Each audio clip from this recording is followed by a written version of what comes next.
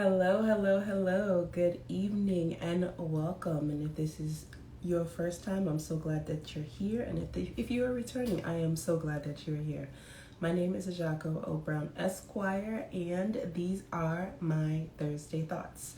And if you've never joined for a Thursday Thought, this is what we do. Basically, I put out a kind of a signal for a question earlier in the week, and then I look through the questions and I answer them live on Thursday. So every week we try to come to you, bring you some information that I think would be useful and that other people are asking about, because hey there, thanks for joining. If they're asking, then someone else wants to know too. So we are doing our Thursday Thoughts. Hey Jay, thanks for joining.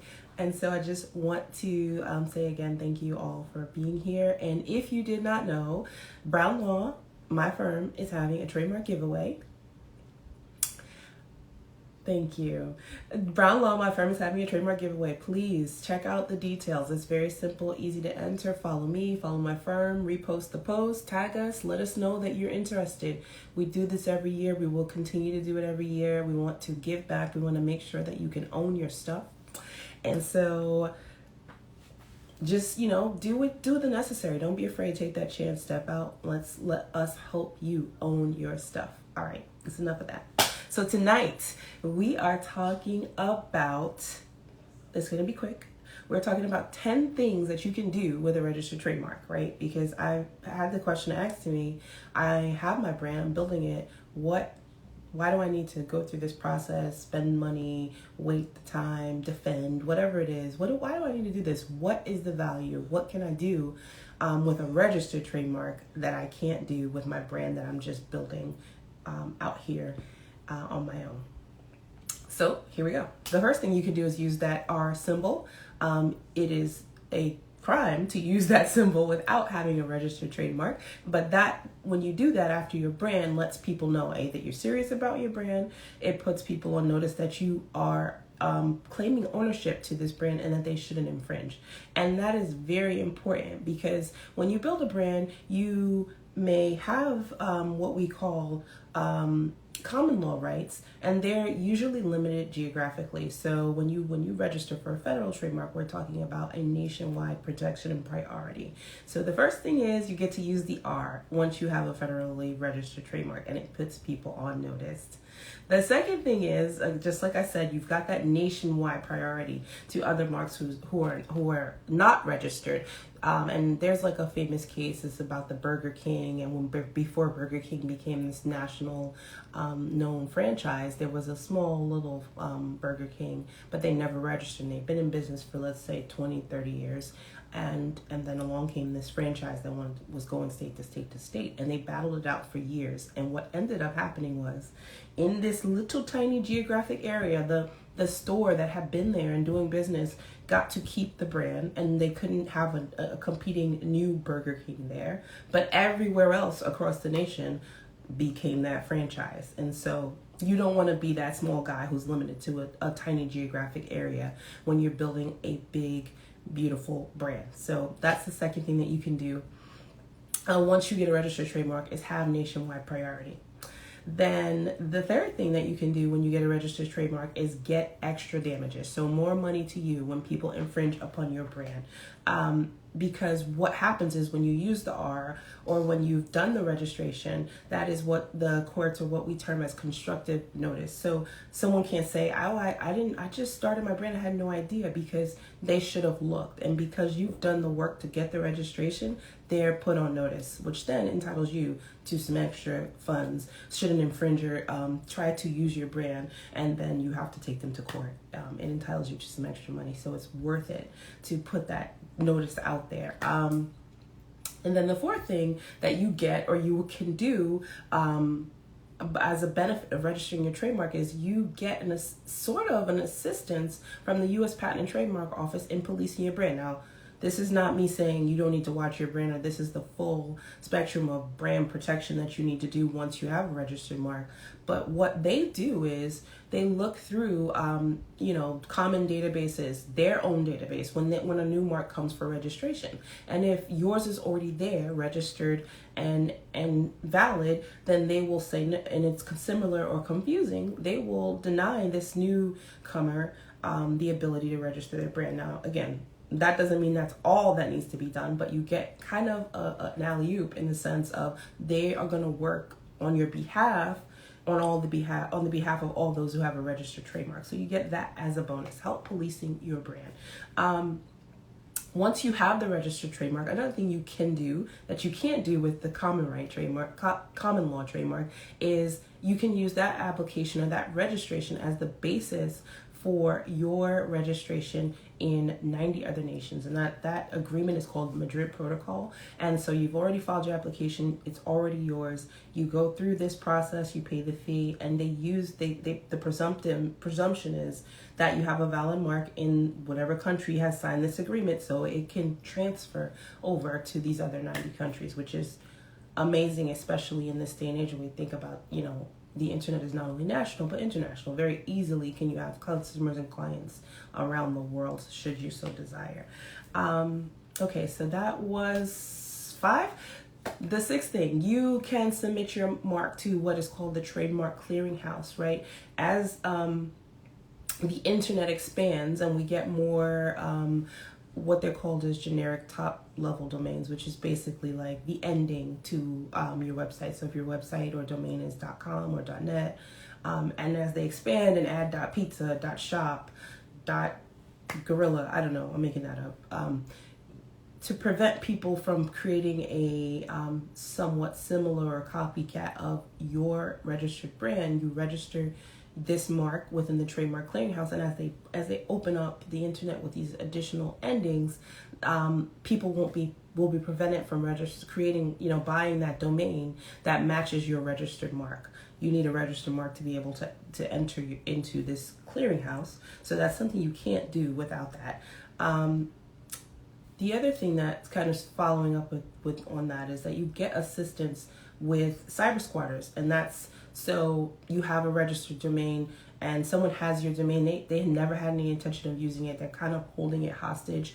All of the domain registrars have adopted this thing called the Uniform Dispute Resolution Policy, and that really, it doesn't really matter what they call it. The point is that with your registered mark, you can use that kind of adopted rule set to get cyber squatters to come up off of what should be yours. So that is super important. Waving, hey guys, thanks for joining. That one other thing that you get a benefit from once you have a registered trademark. I think that's number 7. I'll recap them at the end. Number 8, if your brand that you've protected has goods, then you can register your mark with U.S. Customs and Border Protection. There's a fee for that, but what happens there is they will inspect, seize, and detain any goods that infringe on your mark. So it helps you, another system or whole setup designed to prevent infringers or copycatters or counterfeiters from taking what you've built and passing it off as their own. But you also will need a registered trademark before you can register with U.S. Customs and Border. So one other great benefit of getting a registered trademark is this protection. And following up with that, when you think of like online marketplaces, so Instagram, Facebook, Amazon, where you can buy and sell things, with a registered trademark, you can register with those various online providers, and they will also police and take down those that are infringing on your brand. But without the registered trademark, they won't get involved. So like using Amazon as an example, they have a brand registry, and we know that Amazon is, if it's not the largest marketplace in the world, is one of them, and there are a lot of independent sellers, but they will, with your registered mark, take down or prevent those sellers from continuing to do business. If you can prove that I own this mark and they're infringing on it, that's not what they're in business to help support, but you need a registered trademark to be able to benefit from that.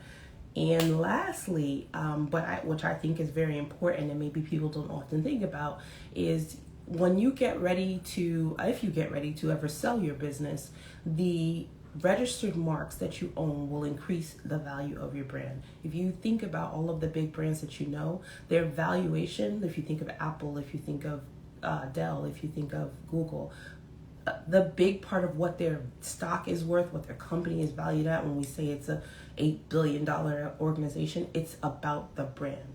And that valuation comes through having a formal registered portfolio of brand, intellectual property assets that you're managing. And if you don't aspire to be as big as those folks, you also have the ability to do something, what we call like a license agreement. So you can license someone else to use your mark for a fee, obviously, right? So this is another vehicle for you to earn off of the brand that you've created, also to increase the value of the company whenever, if ever you get to the point where you want to sell it.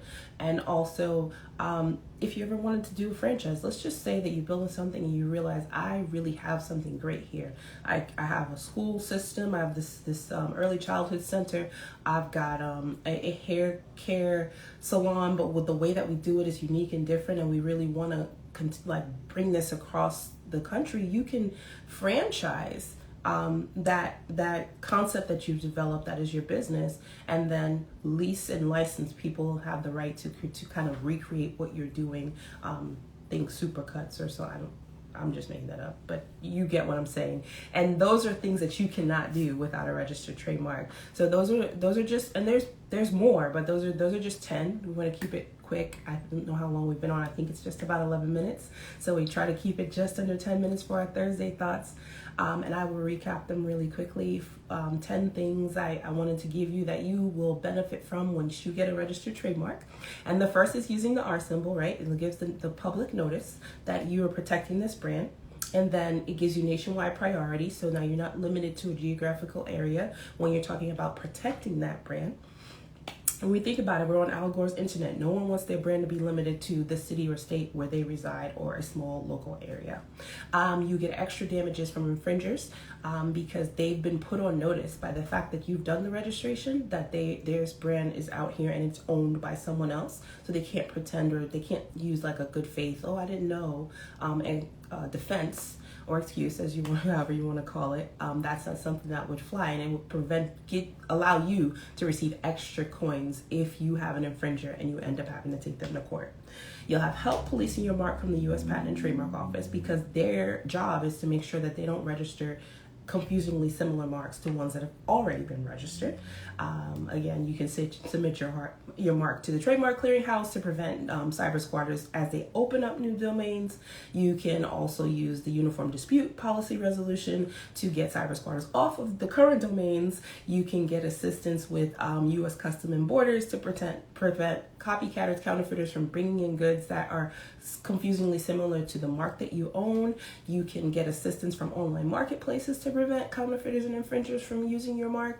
And you can, capitalize on it. Format license agreements, franchise agreements, increase the value of your organization as you sell it, if you so choose. And none of that can you do without a registered mark. So hopefully this was helpful and it gave you something to think about. And I will be saving this, so we'll go back. You can take a look at it and kind of share it with your friends if it's anybody who's curious about should I even bother.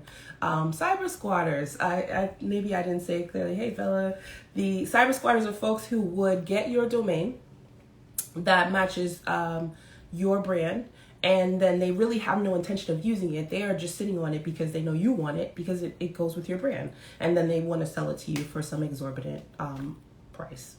Yeah, they kind of sit. Kind of like, if someone was in your house, an empty house, and they just wouldn't leave. They're sitting on the domain, but they really have no purpose for it, except that they know that a brand would want this, and now I can sell it at an inflated rate. And with the registered trademark, you can get assistance in preventing that. Did that happen to you? Yeah. So these are the benefits and kind of the pitfalls of someone squatting on your brand. Oh, we need to talk. Give me a call. I'm so glad. Thank you guys for joining, and feel free, of course, to reach out to me in any avenue if you have any more questions or thoughts about what I shared tonight. There's just 10 things. There's definitely more, but I thought that those were someone asked me, so I figured this. If one person asked, then another dozen are probably wondering the same thing. So again, thank you guys for joining. I hope that this was useful. These have been my Thursday thoughts, and I will be back next week. Thank you. Bye.